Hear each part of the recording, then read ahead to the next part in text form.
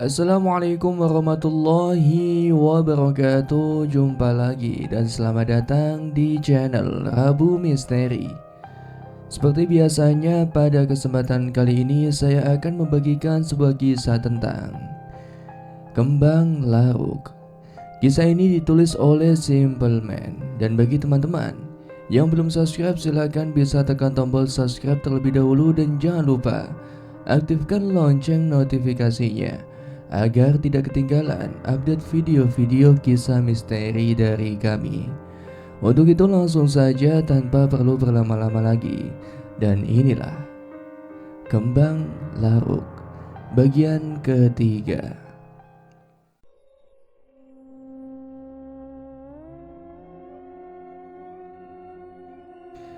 Setelah Lika mengatakan hal itu, nenek yang Rizky gendong memeluknya semakin erat dan mencium aroma badan Rizky dari batang lehernya. Rizky merinding tiba-tiba. Padahal cah wedok iku sing bakal memanfaatkanmu le. Rizky yang mendengar hal itu melihat Lika dengan ekspresi wajah yang berubah, dan Lika menyadarinya. Ngomong apa nyai? Ngomong nek aku ngapusi kowe. Lika berniat mendekat, tapi Rizky berjalan mundur. Tenang, tenang, tenang, ujar Lika. Aku bakal menang karo demit. Jadi saiki terserah kowe. Kowe ora bakal bisa mulai. Tak pastikno iku nek kowe gak percaya karo aku saiki. Lika masih diam. Mendengar itu Rizky mulai goyah. Cah goblok. Cah wedok iki iku duwe tujuan terselubung karo kowe le. Aja nuruti cangkeme. Terlalu lama menunggu Lika, kemudian menurunkan tasnya. Nggih nyai, jenengan menang.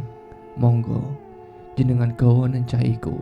Tapi nyai, bapak titip niki teng kula. Lika mengambil sebuntal kain kafan berwarna putih yang bernoda merah karena darah. Lika membuka temalinya dan menunjukkannya di depan Rizky. Tumpukan gelenjar daging yang busuk sekali, aroma yang sama seperti aroma kepala yang Rizky lihat ada di dalam tas Lika. Niki satos ari-ari ini bayi. Nenek yang di punggung Rizky sempat diam dan melotot. Lidahnya terjulur keluar, tapi tangannya memeluk Rizky semakin erat. Sosok itu nampak aneh. Gak iso, gak cukup. Mek satos aku gak gelem. Kurang, iku isi kurang. Lika menunggu Rizky. Rizky kemudian berbicara dengan suara terbata-bata. Katanya kurang. Lika mengerti. Wajahnya nampak kesal, tapi dia kembali mengambil sesuatu dari dalam tasnya. Rambutku nyai. Piye, jenengan purun, tapi ojo gawe Rizky. Nenek itu menyeringai semakin lebar sambil berujar. Rambut tecah perawan. Lika mengambil pisau dan memotong setengah bagian rambutnya sampai menyisakan potongan sebahu. Dia melemparkannya di atas ari-ari itu. Rizky kemudian bersimpuh dan wanita itu merangkak turun. Rizky melihat nenek itu memasukkan gumpalan ari-ari yang bercampur rambut Lika ke dalam mulutnya. Setiap dia mengunyah membuat Rizky mual. Ia baru menyadari sosok itu begitu rakus. Lika pun berbisik padanya. Ayo, liane wis ngenteni. Rizky melihat Lika dari belakang. Di dalam tasnya pasti masih banyak yang dia bawa. Untuk apa benda-benda yang amis itu sebenarnya? Tapi melihat potongan rambutnya yang tidak rata, ternyata tidak mengurangi kecantikannya. Rizky bahkan semakin tertarik dengan wanita ini. Setelah melewati pohon besar tempat Rizky melihat pocong, untungnya sekarang tak dia temui saat bersama Lika. Subuh sepertinya mau tiba. Terlihat dari langit yang berwarna kebiruan. Lika berhasil sampai di pos kedua bersama dengan Rizky. Di sana dia melihat teman-teman yang lain. Putri yang pertama mendekat padanya tanya pada Lika. Nyai? Lika mengangguk, melewati Putri kemudian tidur di atas lantai pos 2. Rizky kemudian melihat Kocok yang mendekatinya dengan wajah seperti ingin memukulinya. Di situ Rizky melihat ada yang aneh. Wajah Kocok babak belur, tapi ternyata tak hanya Kocok yang babak belur, baik Priyo maupun Andries sama saja. Putri kemudian memberitahukan Rizky kalau Kocok berkelahi dengan Priyo dan Andries saat Rizky menghilang selama 2 malam ini. Dari semua yang sudah kelelahan mencari, hanya Kocok dan Lika yang tetap lanjut. Singkatnya, Rizky sudah menghilang selama 2 malam. Semua persediaan tinggal menipis. Dan satu lagi yang Rizky perlu tahu, Kocok sudah tahu semuanya. Sosok kepala yang Rizky lihat itu sebenarnya hanya potongan rambut dari perempuan perawan yang belum 100 harinya yang diambil dari kuburannya. Kini biar Lika beristirahat, Rizky juga begitu. Saat matahari di ke atas kepala, di pos keempat di sana sudah ada yang siap menunggu mereka. Pada tahun itu rokok masih menjadi barang yang sulit untuk didapatkan. Pada umumnya orang-orang lebih suka membawa kertas linting lengkap dengan bakau yang biasanya diletakkan dalam satu kotak kayu yang sama. Seperti Andries dan Priyo, mereka baru saja melinting rokok kemudian menghisapnya tidak jauh dari pos 2. Rizky mencoba untuk tidur seperti Lika yang nampaknya sudah sampai di alam mimpi. Sekujur badannya terasa sakit dan ngilu, mungkin karena rasa lelah setelah mengalami kejadian janggal itu. Bertemu dengan sosok yang mereka panggil dengan nama Nyai, terkadang Rizky juga merasa heran. Bagaimana mungkin dirinya sudah melewati 2 malam. Padahal jelas-jelas dari waktu pelarian tidak lebih dari beberapa jam saja. Tapi kembali lagi ke kepercayaan masing-masing. Mungkin saja tanpa Rizky sadari dia sudah masuk dan tersesat ke alam lain, tempat di mana yang gaib benar-benar ada. Tidak ada yang terjadi selama masa istirahat itu. Siangnya ketika matahari sudah berada di atas kepala, Kocok membangunkan Rizky. Dia menepuk-nepuk pipinya. Dengan wajah setengah sadar, Kocok kemudian mengatakan, Ayo, saiki munggah maneh, mumpung cek awan. Target kene dina iki iku go pos 4. Dengan gestur sedikit malas, Rizky kemudian bangkit dari tempat tidurnya. Dia melihat semua orang sudah siap-siap. Wajah mereka nampak santai seperti tidak ada yang terjadi kemarin. Rizky pun kemudian berdiri dan melihat Lika yang sedang berbicara dengan Putri. Rambutnya yang sekarang panjang sebahu nampak sudah dirapikan. Mungkin Putri yang melakukannya. Rizky pun mengangkat tas miliknya lalu memulai perjalanan naik bersama dengan yang lain. Di perjalanan menuju pos ketiga yang kabarnya hanya ada satu tanah lapang untuk beristirahat, membuat semua orang setuju jika target mereka hari ini adalah pos keempat. Konon pos 3 hanya Gemah yang dibabat alas membuat Priyo selaku orang yang memimpin menargetkan pos 4. Bahkan jika memungkinkan mereka mau langsung berangsek sampai pos kelima. Tapi yang penting adalah kali ini mereka harus lebih waspada lagi dari sebelumnya. Tidak ada yang tahu kejadian apa lagi yang sudah menunggu mereka. Di sini Kocok kemudian bertanya mengenai kejadian pada malam pertama. Bagaimana bisa Rizky melihat sepotong kepala perempuan, padahal jelas-jelas yang dia ambil cuma selai rambut berwarna hitam. Tapi kenapa bisa sampai seperti itu? Sayangnya tidak ada yang mau menjawab pertanyaan-pertanyaan itu, kecuali Putri yang kemudian berkata, kalau yang sudah terjadi biarkan saja terjadi. Tak ada lagi yang perlu dibahas dari kejadian itu. Ini hanya kesalahpahaman saja. Kocok hanya diam sewaktu mendengarnya, meskipun dalam hatinya dia tidak puas dengan jawaban itu. Tapi Kocok pada akhirnya memilih untuk mengalah. Dia pergi sembari sempat melirik ke arah Rizky yang kemudian menundukkan kepalanya. Tanpa mereka semua sadari, waktu berlalu begitu cepat dari matahari yang ada di atas kepala terus bergerak turun dan mereka semua berhasil mencapai pos 3 tanpa ada halangan yang berarti. Pada pos 3 mereka semua sempat beristirahat. Saat itu lagi-lagi tidak ada yang bisa memprediksi cuaca yang di atas gunung. Langit yang sebelumnya cerah mulai berubah menjadi gelap. Awan-awan mendung mulai berdatangan, merubah jalan pendakian ini menjadi lebih sulit lagi. Pada sekitar pukul 3:10 perjalanan kemudian dilanjutkan kembali. Hujan deras kemudian turun. Semua pendaki sudah menggunakan mantel menutupi kepala mereka dari air hujan.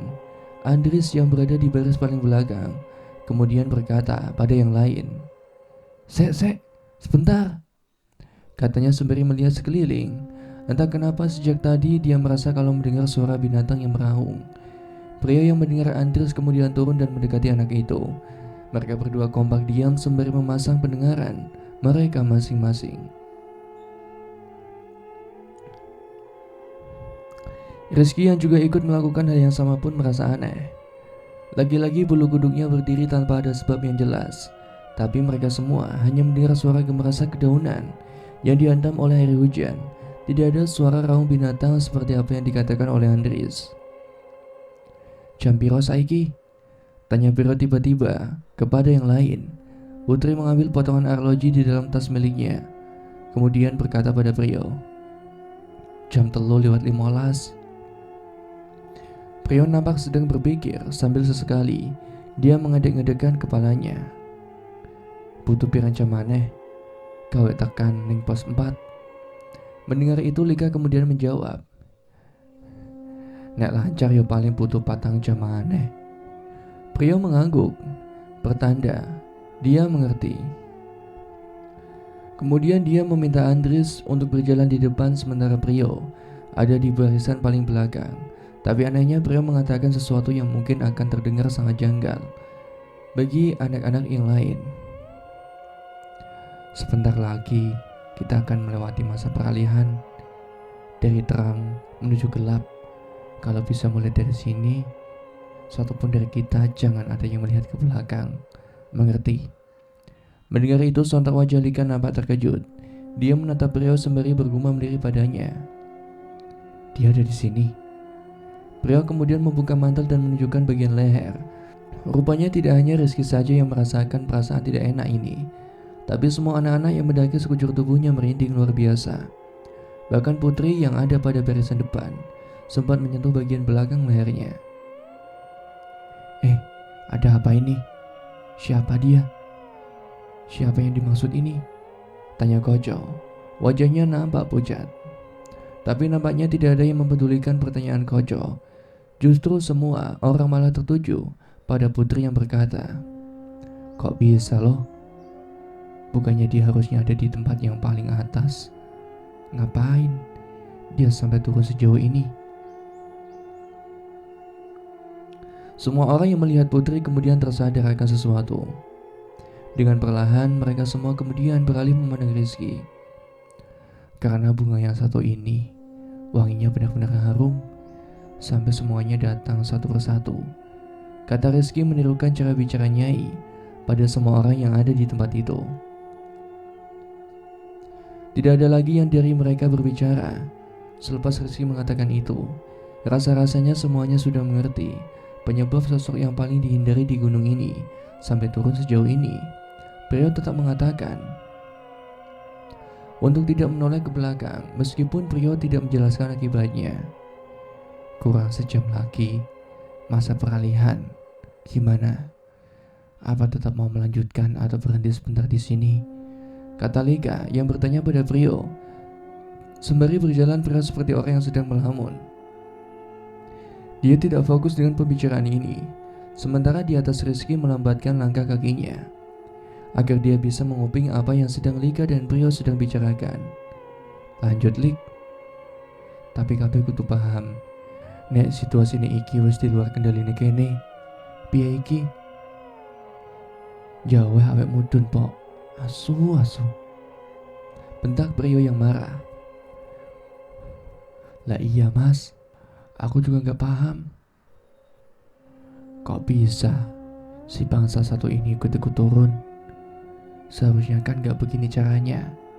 Apa gara-gara? Lika menatap punggung Rizky. Prio kemudian menjawab dengan suara yang terengah berisik. Apa kita sudah salah bawa kembang larut yang kita bawa ini aromanya wangi sewangi-wanginya bunga.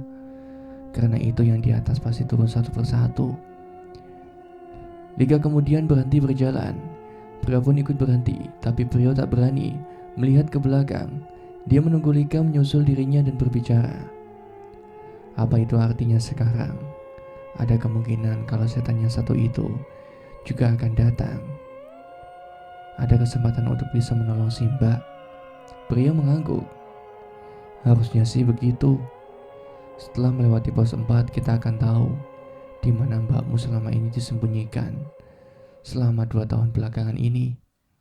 Waktu terus berjalan sampailah mereka pada titik hutan yang banyak ditumbuhi tanaman liar bersemak belukar. Di atas sini suhu udara semakin dingin dikarenakan hari juga mulai gelap. Selain itu hujan juga tak kunjung reda. Rizky menggigil sembari mengusap-usap tangan. Putri kemudian memberitahukan, beberapa menit lagi waktu peralihan akan segera dimulai. Prio yang berada di barisan paling belakang kemudian berjalan semakin cepat untuk menyusul yang lain. Di sana di bawah pohon pinus, Prio kemudian menjelaskan permainannya. Jangan ada satupun orang yang berani-berani melihat ke belakang apapun yang terjadi. Sekalipun kalian mendengar suara temanmu sendiri minta tolong, ataupun suara apapun itu, pokoknya jangan pedulikan. Ingat, sampai aku bilang aman, kalian semua harus menuruti apa kataku. Kalau tidak, aku tidak bisa menjamin kalian bisa kembali dalam keadaan hidup-hidup. Putri, Andries, Koco, dan Rizky semuanya kemudian mengangguk dalam kondisi saling melihat ke punggung masing-masing. Prio kemudian menjelaskan lebih lanjut urutan pendakian ini dan tidak boleh dirubah posisinya. Mereka semua harus saling menjaga satu sama lain. Yang berada di depan adalah Andries dan Putri. Di tengah ada Rizky dan Koco. Sementara di bagian paling belakang ada Lika dan Prio. Urutan ini tak boleh berubah sampai di pos 4. Mereka saling memberi botol minum yang tersisa, meneguknya sebelum wajah mereka melihat waktu sorop yang pada akhirnya tiba. Mendadak angin dingin berhembus pelan menyapu badan mereka, tapi anehnya hembusan angin ini membuat degup jantung mereka berdetak semakin cepat. Perasaan ini adalah seburuk-buruknya perasaan yang pernah Rizky dan yang lain alami. Dengan cepat semua orang kemudian melangkah lebih cepat dan tegas dari sebelumnya. Rizky hanya mendengar derap kaki teman-temannya saja. Semua orang nampak ingin segera sampai di pos 4. Rizky juga hanya bisa melihat punggung 3 orang yang ada di hadapannya. Rizky terus tertuju pada punggung Putri, Andri, dan Koco. Dia sama sekali tidak bisa melihat Lika dan Prio yang ada di belakang. Waktu itu kabut sudah mulai menyelimuti.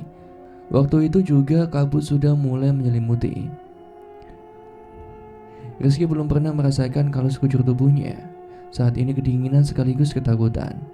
Beberapa kali juga Rizky seperti melihat ada wajah-wajah manusia yang mengintip dari celah-celah pepohonan. Mereka diselimuti oleh kabut yang tebal. Bersama-bersama mereka saling mengingatkan satu sama lain. Tidak usah pedulikan, lurus saja dan lihat ke depan, teriak Putri. Tapi sedikit demi sedikit, perasaan was-was dengan sosok-sosok yang memperhatikan mereka semakin kentara. Mereka semakin menunjukkan eksistensinya. Hujan mulai reda, meskipun masih rintik-rintik. Rizky mulai melepaskan penutup kepalanya. Dia masih berjalan mengikuti punggung Koco yang ada di hadapannya. Sebelum tiba-tiba saja, dia mendengar dengan jelas suara jeritan Lika yang datang dari arah belakang. Sontak hal ini membuat tubuh Rizky berhenti bergerak. Rizky mematung diam, melihat ada yang aneh pada tubuh Rizky yang tiba-tiba diam. Lika cepat-cepat berkata, "Ada apa? Kamu gak usah berbalik. Jangan percaya, aku sama Prio baik-baik aja." Setelah Lika mengatakan hal itu, tak lama kemudian terdengar suara tertawa yang seperti sedang menertawakan Rizky. Suaranya seperti suara anak-anak kecil yang cekikikan. Anehnya sepertinya hanya Rizky yang bisa mendengar. Lika kemudian bertanya, "Kamu tadi sempat berhenti kenapa?" Rizky kemudian menjawab, "Tadi aku dengar kayak ada suaramu yang menjerit. Aku kira kamu minta tolong." "Enggak, aku tidak berteriak tadi. Malah aku tidak tahu kalau ada suara. Tapi aku paham, kalau kamu sempat berhenti pasti ada apa-apanya. Makanya kamu ditaruh di posisi tengah." Ketika Rizky hanya bisa membatin, Tipu melihat sosok ini jauh lebih sulit dibandingkan dengan Nyai yang menunjukkan wujudnya secara terang-terangan. Prio kemudian berkata, "Jangan sampai kamu terkena tipu dayanya. Percaya sama aku. Jangan sampai tertipu Riz dengan setan yang satu ini." Rizky hanya bisa mengangguk setelah mendengarnya. Bagaimanapun juga Rizky bisa merasakan kalau sosok yang mereka bicarakan ini jauh lebih gelap dibandingkan dengan Nyai. Rombongan itu terus berjalan naik, sementara suasana gelap sudah menyelimuti tempat ini. Rizky dan yang lain sudah memegang senter di tangannya masing-masing. Mereka masih mengikuti alur di mana Koco mengikuti punggung Andries. Begitu pula dengan Lika dan Prio yang berjalan mengikuti Rizky. Hujan deras kemudian kembali turun membuat Rizky menggunakan penutup mantel di kepalanya lagi yang sebelumnya dia turunkan. Medan pendakian juga menjadi semakin sulit. Di depan banyak ditemui hambatan tanah berlumpur. Terpaksa satu persatu dari mereka mengeluarkan tenaga yang besar. Beberapa kali Rizky juga menghela napas berat karena selain medan yang menyusahkan, suhu udara juga terasa semakin dingin. Teriakan-teriakan dari Putri, Koco, dan Prio saling bersahutan satu sama lain. Mereka saling memberikan nasihat untuk tetap tenang dan tidak terburu-buru. Saat itulah Rizky kemudian mencium aroma yang sangat wangi, aroma dari sepuhan ratusan kembang melati. Dan aroma ini berasal dari tepat di belakang Rizky. Sontak Rizky seketika terdiam, merinding. Dia merasa kalau di belakangnya ada sosok lain yang bergabung bersama dengan Lika dan Prio. Tapi Rizky mencoba abai dengan situasi ini. Dia terus menerjang medan yang sulit itu, kemudian tetap mengikuti punggung Koco yang juga mengikuti punggung Putri dan Andries. Hanya saja semakin lama wangi aroma melati membuat rasa penasarannya kian meninggi. Apa Lika dalam bahaya? Kejadian ini kemudian mengingatkan Rizky dengan apa yang dikatakan oleh Nyai padanya. Tambah wangi, tambah bahaya. Entah kenapa ia kemudian terngiang-ngiang dengan kalimat itu, sampai tanpa sadari kakinya menjejak pada tanah yang gembur, sedangkan yang lain, Koco, Putri, dan Andries menapak pada akar-akar pohon. Ketika Rizky tersungkur jatuh sendirian diikuti teriakan Lika dan Prio yang terkejut melihat kegawatan ini. Sayangnya mulai dari barisan Koco sampai Putri, tidak ada yang berani menoleh melihat ke belakang. Setidaknya itu yang Rizky rasakan waktu itu, sebelum tubuhnya menerjang jatuh ke bawah. Untungnya jatuhnya Rizky tidak berakibat fatal, karena tubuh Rizky sempat tertahan menghantam akar pohon lain. Otomatis sekarang Rizky berada di barisan paling belakang. Dan saat itulah dia kemudian bisa melihat punggung Prio dan Lika yang ada di hadapannya. Hal ini membuat Rizky melotot tidak percaya dengan apa yang dia lihat. Di samping Lika dan Prio yang sedang berdiam, sembari berteriak memanggil Rizky, ada anak-anak kecil bergaun putih menggandeng tangan mereka. Anak-anak itu kemudian tertawa. Suaranya sama persis dengan suara yang menertawai Rizky tadi. Mereka menoleh melihat Rizky dengan wajahnya yang buruk rupa, seperti daging yang mengelupas dari tengkorak kepala mereka. Kemudian anak-anak itu memberi gestur di bibir sembari menunjuk. Rizky yang merasakan getir ngilu di sekujur tubuhnya tidak mengerti maksud dari sosok anak-anak kecil itu. Tapi Rizky menyadari satu hal, aroma melati itu tidak berasal dari tubuh anak-anak itu, tapi aroma melati itu masih berada tepat di belakangnya. Tak berselang lama Rizky merasakan ada yang menyentuh tubuhnya. Rizky termangu, ketakutan melirik sepotong tangan dengan 5 ruas jari. Pada umumnya manusia normal hanya memiliki 3 ruas pada setiap jarinya, tapi ini sampai memiliki 5 ruas jari dengan kuku yang cukup panjang. Aroma sebuahan wangi melati tercium menyengat dan membuat Rizky mengelus penutup hidungnya. Dari arah belakang, suara berat itu kemudian terdengar di telinga Rizky. Aweh, aweh. Terdengar seperti aweh atau mungkin jaweh. Anehnya tubuh Rizky kaku tidak berani bergerak sementara anak-anak perempuan itu terus tertawa seperti sengaja menertawai Rizky. Mereka terus-menerus menunjuk Rizky. Saat itulah hal yang tidak pernah diduga-duga dilakukan oleh Prio. Kemudian pemuda itu menoleh ke belakang. Wajahnya pucat, Prio kemudian berlari tunggang langgang, naik ke atas sendirian, tak peduli apapun yang ada di hadapannya. Prio berlari sendirian melewati Koco, Putri, dan Andries. Rizky yang melihat peristiwa itu kemudian sadar kalau aroma melati yang ada di belakangnya sudah lenyap. Rizky kemudian berlari dengan gestur yang sadar kalau Prio dalam bahaya besar. Ia kemudian berlari menuju ke tempat Lika dan mengingatkan kalau Jaweh saat ini sedang mengejar Prio. Lika mendengarnya nampak terkejut, wajahnya pucat pasi. Dia kemudian berkata, "Apakah selamat?" Lika kemudian menarik tangan Rizky, membawanya untuk mendekat ke arah lain. Putri tampak bingung kenapa tiba-tiba Pria berlari seperti itu. Dengan wajah yang datar, Lika berkata, "Cepat ayo, kita pergi ke pos 4." Putri hanya diam. Dia sadar ada yang tidak beres, sementara Rizky melihat di atas dahan-dahan pohon semakin banyak anak-anak yang duduk menggoyang-goyangkan kakinya.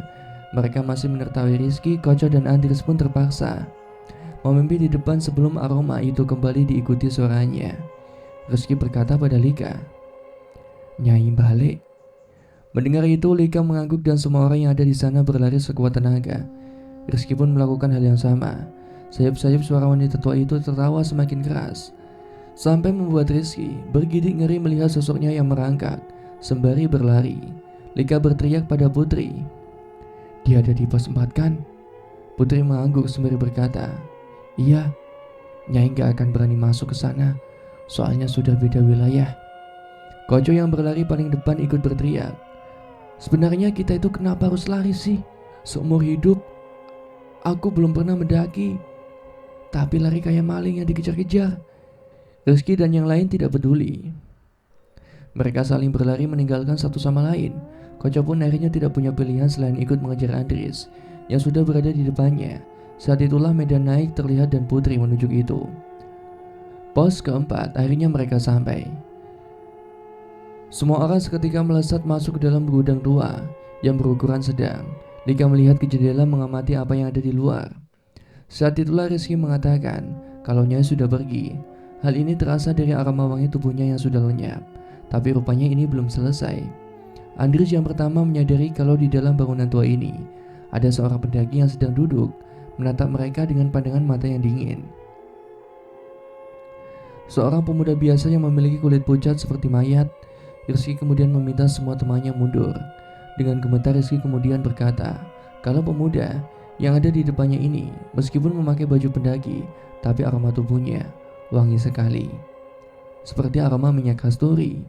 Rizky tahu dia bukan manusia. "Saya tersesat, tidak bisa turun. Boleh saya ikut bergabung dengan kalian?" Rizky melihat Lika. Bulu kuduk Rizky merinding di dekat anak laki-laki ini. Wajahnya nampak tak memiliki emosi. "Saya masih manusia kok," katanya. Tapi Rizky tidak percaya. Lika dan Putri saling memandang. "Kalau saya menolak pun rasa-rasanya Mas juga pasti ikut kan?" Laki-laki itu tersenyum menyeringai. "Nggih, saya akan tetap memaksa untuk ikut kalian." Semua orang seketika terdiam. Lika kemudian tak mempedulikan laki-laki itu. Sekarang Lika menagih janji pada Putri. "Di mana kampungnya? Di mana dia?" "Harus ada yang nyamben aku dulu, Lik." Andries kemudian maju. Dia berkata kalau seharusnya ini pekerjaan Prio, tapi orang itu sudah pergi dan tidak tahu bagaimana keadaannya. Sementara Lika juga tidak mengerti caranya. Rizky dan Kocok bingung apa yang dimaksud nyamben ini. Putri akhirnya menunjuk Andries, memaksa bocah itu melakukannya apapun resikonya. Mereka sudah berjalan sejauh ini, naik atau turun sama berbahayanya. Andries nampak ragu. Dia ingin menolak tapi Lika melotot ke arahnya. Anak itu pun akhirnya setuju melakukannya. Di depan bangunan itu Andries menyalakan kemenyan yang dibawa oleh Lika. Dia juga mengambil daun pandan sementara Putri melepas seluruh pakaiannya di depan semua orang. Kocok pun sampai terengah-engah melihatnya. Tidak ada yang tahu apa yang mau dilakukan Putri. Hanya menggunakan pakaian dalam di tengah suhu yang sangat dingin.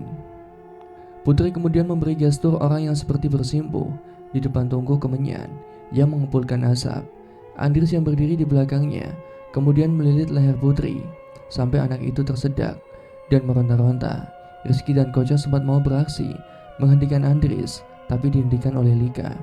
Sementara wajah Putri sudah kemerahan, matanya melotot ke atas sebelum dia rubuh tak sadarkan diri. Andries membuang kain yang dia gunakan untuk melilit sekaligus daun yang ada di dalamnya.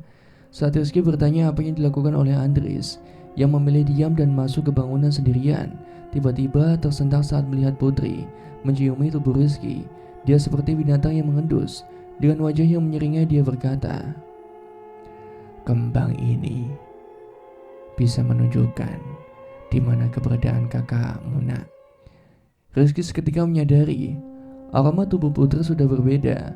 Jika ada wangi yang bisa mengalahkan minyak kasturi, itu adalah wangi tubuh Putri yang membuat Rizky menggigil karena merinding. Sorot mata Putri lebih ke sorot mata orang yang sedang kosong, teduh, sejuk, tapi menakutkan. Rizky sampai harus menghindarkan dirinya dari pandangan Putri di belakang tubuh Koco. Sementara Koco tertuju melihat tubuh Putri yang begitu berisi, sembari sesekali menelan ludah. "Nggak usah takut Mas Rizky, saya tidak ada keinginan buat makan kamu, walaupun aroma badanmu manis." Rizky melihat Lika, anak itu hanya melihat Putri dengan ekspresi yang dingin. Tak lama kemudian Koco yang baru sadar dari lamunannya menyuruh semua orang masuk ke pos bangunan. Putri berdiri bersama dengan Lika. Mereka seperti sedang berbicara. Lagi-lagi Rizky mendapati tingkah Putri yang sedikit aneh. Sesekali mereka seperti sedang melihat ke arahnya. Rizky merasakan sesuatu yang tidak mengenakan dalam tubuhnya, tapi dia masih belum tahu apa itu. Andries duduk di pojok sembari menekuk lutut. Sejak apa yang tadi dia lakukan pada Putri, bocah itu seakan memilih menyendiri, jauh dari semua orang. Sementara Rizky masih bersama dengan Koco, duduk sambil mempelajari situasi. Kecuali Koco matanya tidak berkedip melihat Putri. "Anak itu cantik lo aslinya, tapi ya kok sedikit gak waras. Masa dingin-dingin gini pakai pakaian kayak gitu?" ujar Koco pada Rizky. Dari semua orang yang di sini, Koco memang yang paling tidak peka. "Temanmu ada yang menggantikan. Seorang perempuan yang sangat cantik, tapi rupa aslinya hancur sampai tidak terkira." Rizky hanya terhenyak. Ucapan itu keluar dari pemuda asing yang ada di sampingnya. Rizky baru sadar kalau ada pemuda ini sejak tadi. Terkadang hawa keberadaannya samar. "Bohong kamu. Anak cantik gitu kok dibilang hancur. Kepalamu itu yang remuk." Pemuda itu hanya tersenyum pada Koco. "Siapa namamu?" Pemuda itu melihat Rizky, melembekkan tangannya, meminta Rizky mendekatkan telinganya. Koco yang melihat itu sedikit kesal dengan tingkah laku orang yang tidak jelas asal-usulnya ini. Setelah pemuda itu selesai berbisik, Rizky nampak pucat.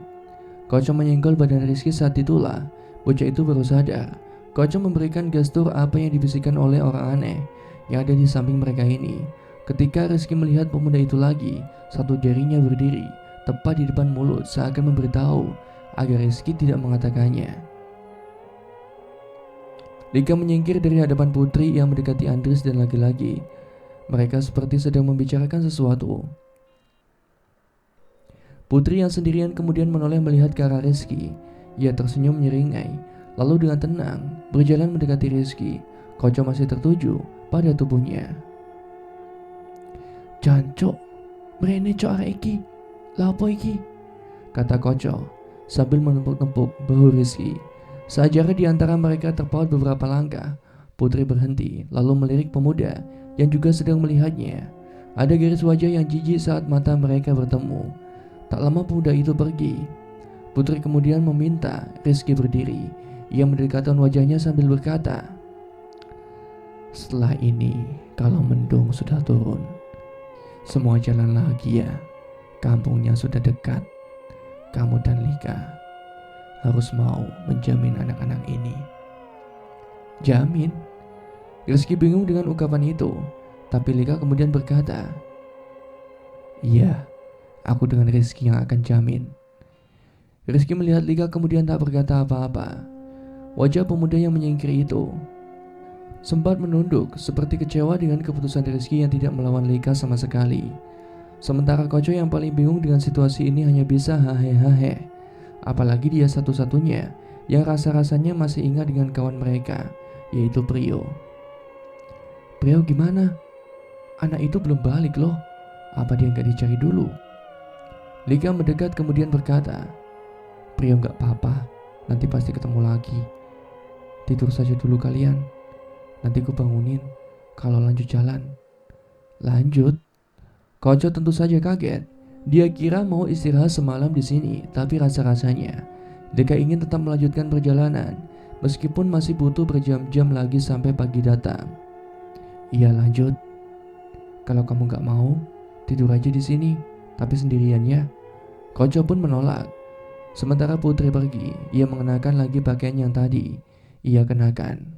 Sembari matanya terus melihat Rizky. Tak berselang lama hujan deras turun. Sekuat apapun Rizky mencoba untuk tidur, dia tidak bisa. Ada sesuatu yang mengganjal, mulai dari jaminan, kemudian bisikan dari pemuda itu, yang entah kenapa bisa membuat Rizky begitu ngeri. Bangsat, kenapa jadi begini setan? Ujarnya. Ketika waktu menunjukkan pukul 1 malam, saat itulah Putri berdiri dari tempatnya, diikuti oleh Lika yang kemudian sadar. Andri dan Rizky pun langsung mengangkat tas mereka. Berikut si pemuda yang sejak tadi menghabiskan waktu duduk di teras pos bangunan. Hujan mulai reda, Koco adalah orang yang terakhir dibangunkan oleh Rizky. Meski awalnya bocah sial itu menolak dan memilih tetap tidur, tapi pada akhirnya Koco mengalah dan memaksa tubuhnya untuk menembus tanah berlumpur akibat hujan itu. Mula-mula Putri berjalan paling depan, sambil berkata dia hanya bisa mengantarkan rombongan ke kampung itu. Jaminan yang sudah dibuat tidak menentukan langkah selanjutnya, tapi Lika punya hutang pada siapapun yang ada pada diri Putri. Rizky memahami situasi ini, kemudian itu berjalan paling belakang, seolah menjauh dari Putri. Rizky sesekali mengawasi wajahnya yang benar-benar pucat, matanya cekung dan bibirnya kebiru-biruan.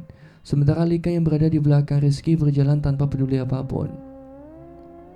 Tanah yang tidak rata dengan kepadatannya yang menggembur menyulitkan medan ini. Beberapa kali mereka nyaris terperosok atau terseok di bawah pohon besar dan tinggi. Satu persatu dari mereka mulai merasakan gejala yang aneh. Dimulai sekujur tubuhnya mulai merinding. Putri menunjuk bahwa tidak lama lagi semua orang akan sampai di kampung itu. Lebih baik tidak ada yang pergi atau berpencar, karena semakin dekat kampung akan semakin banyak warganya yang sudah siap menyambut. Barisan pohon-pohon besar itu semakin lebat, dengan semak nyaris setinggi badan manusia, menutupi setiap sela dan tidak memberikan kesempatan mata untuk mengeksplor lebih jauh apa yang ada di hadapannya. Lika berjalan semakin cepat karena Putri menambah kecepatan, termasuk si pemuda. Si pemuda itu yang awalnya ada di belakang tiba-tiba saja sudah melewati Rizky dan Koco. Tak ada yang tahu apa tujuan pemuda ini memaksa tetap ikut. Sementara Koco dari raut wajahnya, sepertinya tubuhnya sedang dalam kondisi tidak menyenangkan. Beberapa kali dia bernapas lebih panjang saat jarak mereka terpaut sekitar 10-12 langkah. Koco menarik ransel Rizky sebelum berujar, "Jangan, Cok. Aku pengen ngising, Cok."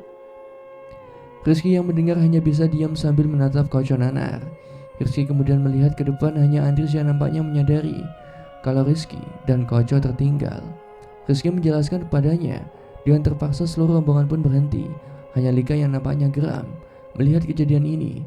Tak lama Putri mendekat lalu menawarkan diri untuk mengantar Koco.